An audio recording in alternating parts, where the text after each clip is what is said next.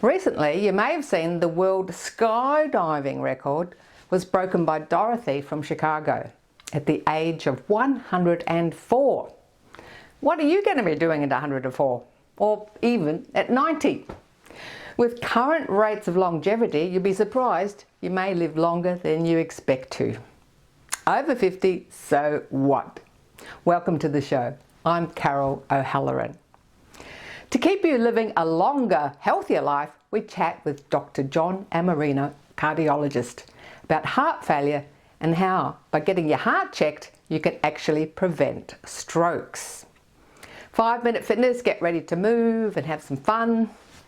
Lastly, we meet some of our Filipino community having a fun day out with traditional food, music and dance.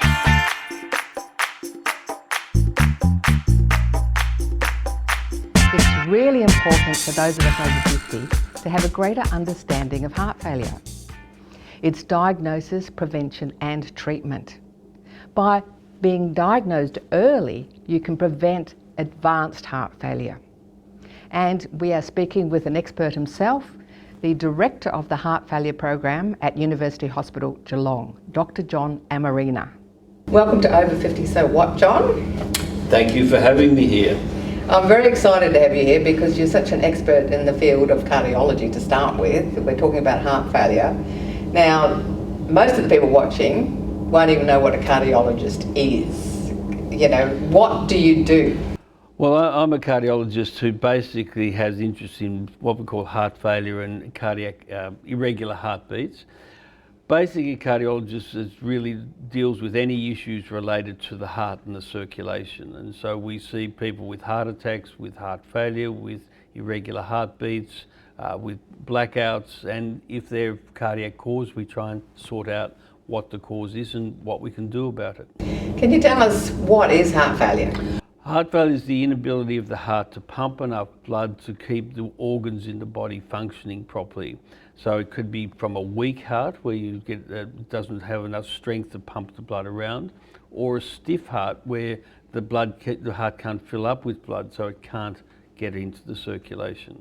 I think a lot of people watching will be familiar with someone having a heart attack, and that's it. It's a clot that's caused their heart to stop. But there's so many more things that happen to the heart. Can you run us through some of those other things? Sure. Well, look, heart failure in particular is the most common cause is having a big heart attack and causing damage to the heart muscle, and then we try and repair that and to stop it getting worse over time.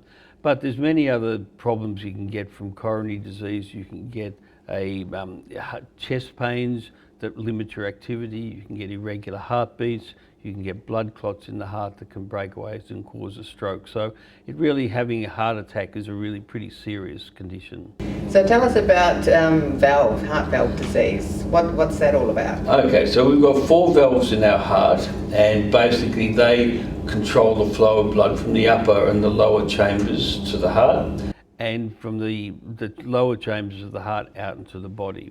And the valves can be sometimes damaged. They can get diseases like rheumatic fever, which was very common 50, 100 years ago, caused generally by a strep sore throat.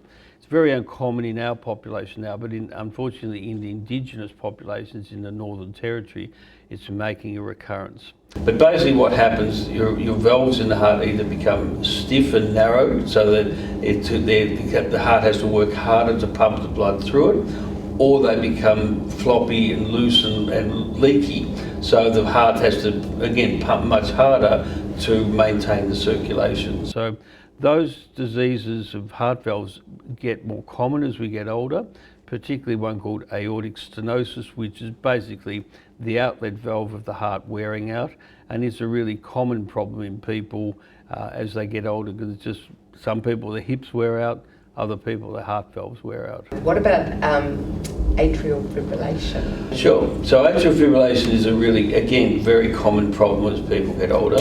About 5% of people in their 60s have fibrillation, about 10% in their 70s, about 20% in their 80s. Oh, and it's just like the wiring in the heart wearing out. Okay. And there's 2 problems with atrial fibrillation. The first is that it doesn't allow the heart to pump properly, so it's inefficient. And what I say to patients, imagine if you had an 8-cylinder car and you try and run it on 6, that's what happens when you go into AF. It doesn't perform as well as it should. The second and bigger issue is that a lot of people are completely unaware of when they're in atrial fibrillation, and the first time they know they've got it is when they have a stroke. And so obviously we've missed the boat by then, because the atrial fibrillation in the elderly, it accounts for about 25% of strokes. And if you pick it up early and you put people on blood thinning medication, you can prevent strokes. So that's why there's a huge impetus to diagnose atrial fibrillation in older people, to put them on appropriate therapy to prevent them developing a stroke, and heart failure, if it's untreated, is also a complication. Well, thank you so much for your time today. It's been amazing to learn more about my heart, your heart, everybody's heart, and it's how important it is to catch it early, because you can live a quality life once you catch it early. Yeah, very much so. We can get onto it early, treat it, diagnose, treat early. You stop disease progression, and people are much healthier and have a much better quality of life if we get onto things early. Heart failure is a long-term condition that affects an estimated 500,000 Australians. It is serious, and it's the #1 cause of hospitalisation in people over the age of 65. But with early diagnosis, treatment and lifestyle changes, a person with heart failure can reduce their risk of hospitalisation and improve their quality of life. A lot of people watching the show, you know, they'll be over 50, because the show's targeting over 50. Yes. But a lot of them, they'll be very doubtful that a single person hasn't been exposed to someone with a heart condition. And they may be looking after people. People watching today may be looking after their elderly parents in their 80s or 90s. And I think everyone would have been touched by it at some point. That's exactly right. It's a leading cause of death and leading cause of hospitalisation in Australia. As you say, we're all touched by it somehow. I think the thing is that most of us think it's not going to happen to us. And what I'm seeing more and more is even the younger, the 50-year-old, fairly fit and healthy person that are still dying of a heart attack, once again because they haven't had their heart checked. And so there are different causes. So I think it's really important that we are mindful of our heart, and once again to go and get your heart checked. So the Understanding Failure Heart Guide is one thing. Can you tell us about some of your products and services? So obviously we run the awareness weeks, and again that's all about raising awareness of the different types of heart conditions that exist, and because there are conditions like heart failure, like atrial fibrillation, which is an arrhythmia, and heart valve disease that people don't know about. So it's a big passion of ours to raise awareness, encourage early diagnosis and treatment to these conditions. But once patients are diagnosed, then we offer peer support and education, and that's also really important. And we connect patients who have a similar condition so that they don't feel so isolated and they can share their experience. Yeah. So if someone's watching right this minute and they're over 50, what would you say to them about the importance of being proactive with their heart health? Look, simply by going to your GP and asking for a heart check will save your life. I think it's as simple as that.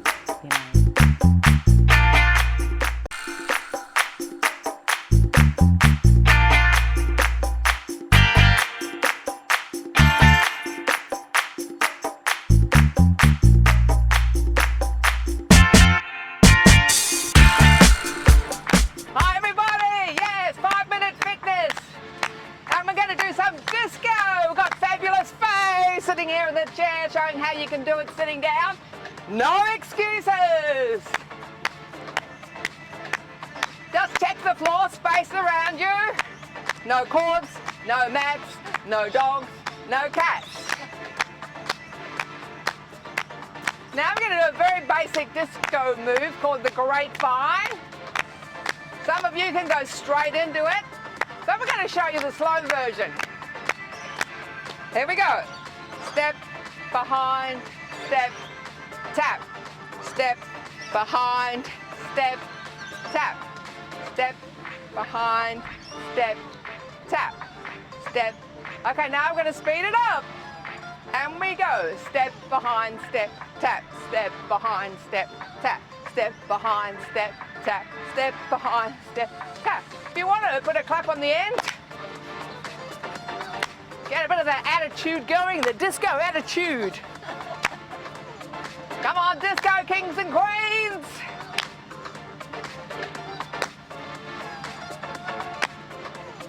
When you're out with Saturday Night Fever, you might put a bit of a spin into it. A bit hard on the grass. So, a bit hard in your living room too. A bit hard on the chair. We're just waiting for Faye's head to spin around instead.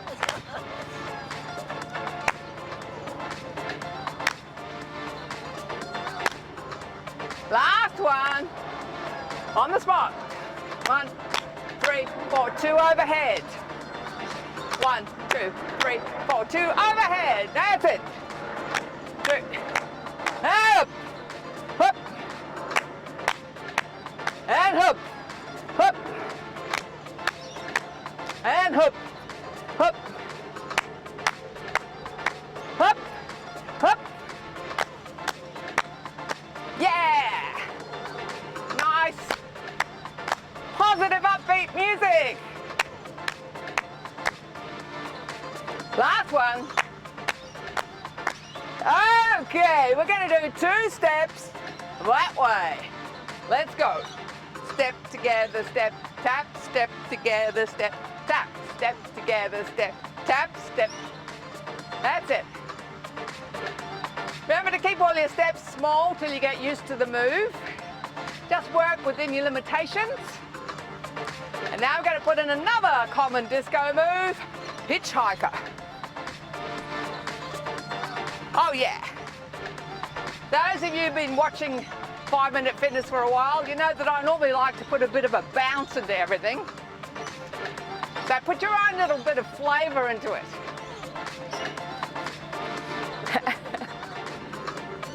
And we're not talking chocolate flavour. Or maybe we are. Okay, last one. Now we do a single step touch, touch, touch. That's it. And we do the hitchhiker. Single hitchhiker. And where are we hitching a ride to today? Well, the pub. Faye said she's hitching a ride to the pub. That means she doesn't have to drive home. Uh-oh, we've got some swans on the horizon. Now I'm going to take it forward. Just check the space around you. And take it back.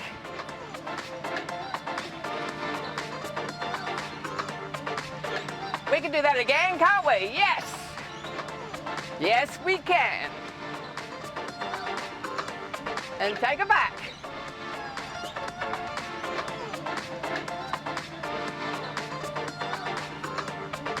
Okay, walking on the spot. 1, 2, 3, 4, up, up. Yeah. 1, 2, 3, 4, yeah. Up. 1, 2, 3. Now we're going to bring it forward. Hey, and back. That's it. So you feel better than when you started, don't you? Okay, hold the pose. Hitchhiker. Good stuff, everyone.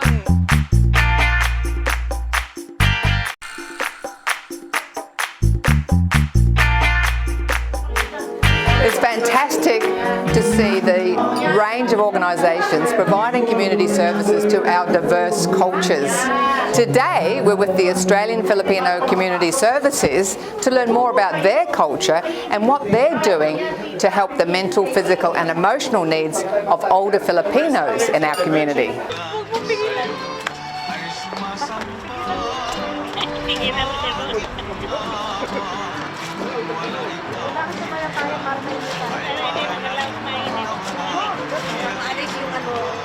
Now, Nana Trin, you're one of the older participants of AFCS. So you're 90, exactly 90? Yes, this coming October. Oh, so you're not quite 90 yet. No, I'm almost.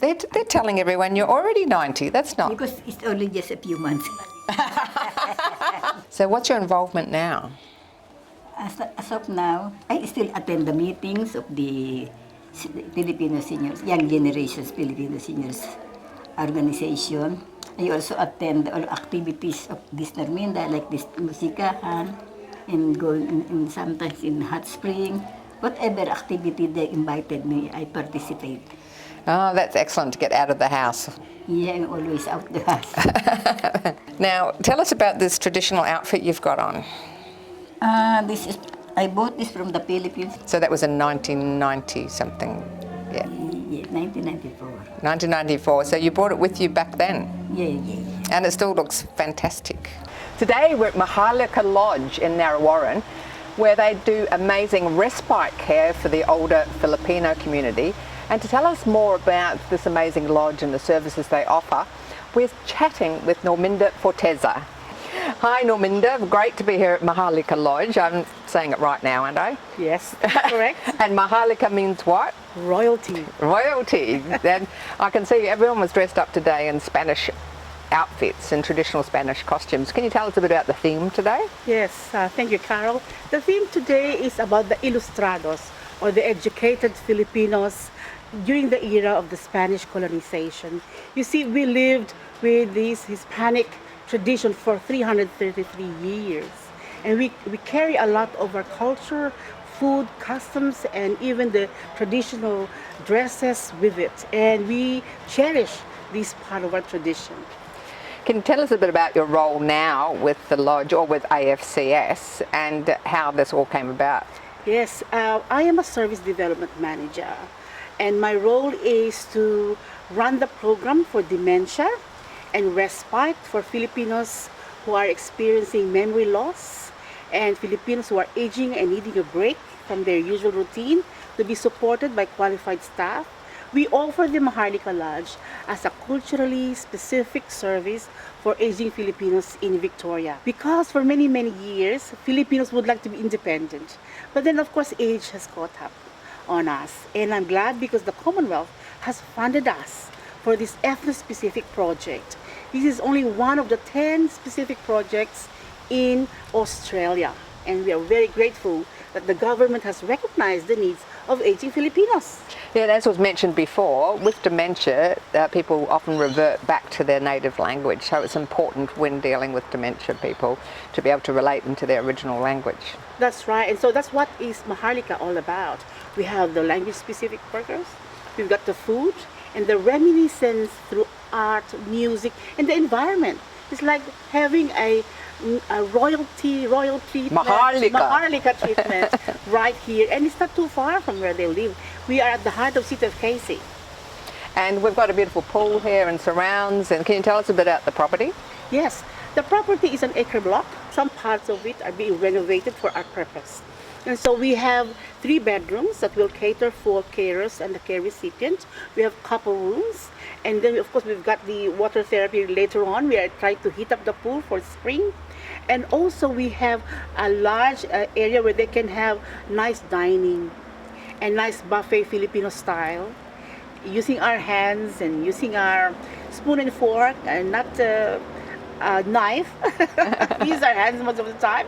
And also activity center where we can have our traditional sungka, table games, shells and wooden games, things like that. So traditional games were done with That's shells. right. I think I saw Yes. some boards there with some shells in it. It That's looks a right. bit complicated. I will teach you later on. Okay. It's not complicated at all. So what area do you service? You mentioned metropolitan Melbourne. So you actually have people come from all over Melbourne? Yes, absolutely. So we are funded in the aged care space across Melbourne from north, south, east, west and Gippsland for this project here at Maharlika Lodge, engaging people with dementia and their carers. It is across Victoria, so we do have interest from Shepparton, Ballarat and even Geelong to come along here and have an overnight stay here to just be immersed by the fun, the food, and the special moments here at Maharlika Lodge. With the assessments as well, we try to determine what services should be in place for you guys. So if you've got problems with housing, your pensions, with your payments, I'm the one to contact. Yeah, we also have a social worker on board to help with this access and support to services. So I would say first off, give us a ring, let us see what we can do, and help you navigate the system. And if whether or not it's a service that you want to grab from us, great. But if you find another provider, we're so glad we were able to connect you with service and support. So you say give us a call. So can you just run us through? It's the Australian-Filipino Community Services, Yes. and you have a website that people can go to. Yes, we have a website which is www.afcs.org.au. We are also funded to deliver the Aged Care Volunteers Visitors Scheme. And so what that is pairing volunteers with seniors who are receiving a home care package. So it's just a supplement on top of that. And so they are able to be visited and have a friendly face come and visit them regularly, bring along some karaoke, bring some food along, bring some games, and maybe they have to be at home, maybe they don't have the opportunity to be out and about, and so it is really bringing a bit of fun and a bit of laughter into their home. Yeah, I'm familiar with the visitors scheme, so you actually help implement that as well. Yes, we're also funded for that, and so we're working across metropolitan Melbourne and Gippsland to deliver those friendly visits. We call it our Kumusta Ka friendly visiting program. Kumusta ka, Yes. yes. My new word, Kumusta ka.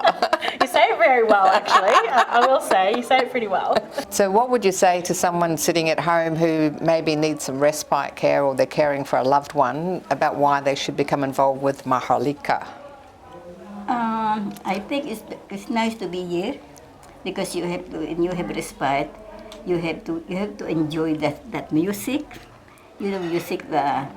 It's nice to have some music because it records the melancholy of the past, and also that they have some activities so that you will not feel alone, and your brain will be active.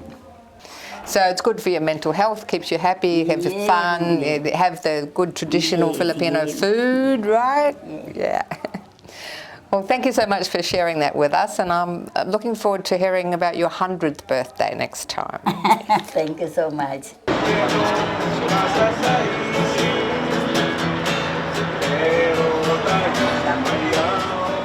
I'm constantly amazed by the organisations in our community catering for diverse cultural groups. If you'd like to do more activities with those from a similar cultural background, contact your local council. If you or your loved ones are from a Filipino background, reach out to the Australian-Filipino Community Services. Info on all guests can be found on our website. Please grab the Understanding Heart Failure Guide from Hearts for Heart. Knowing more about symptoms, prevention and treatment might save a life. Heart failure can happen to anyone, even you. This show is a community service run by volunteers. Please support us by subscribing to YouTube, Over 50 So What. Please connect with us on Facebook and Insta, Over 50 So What. Now it's time to get out of the house and catch up with a friend. Keep active, keep connected, and keep finding fun things to do. I'm Carol, over 50, so what?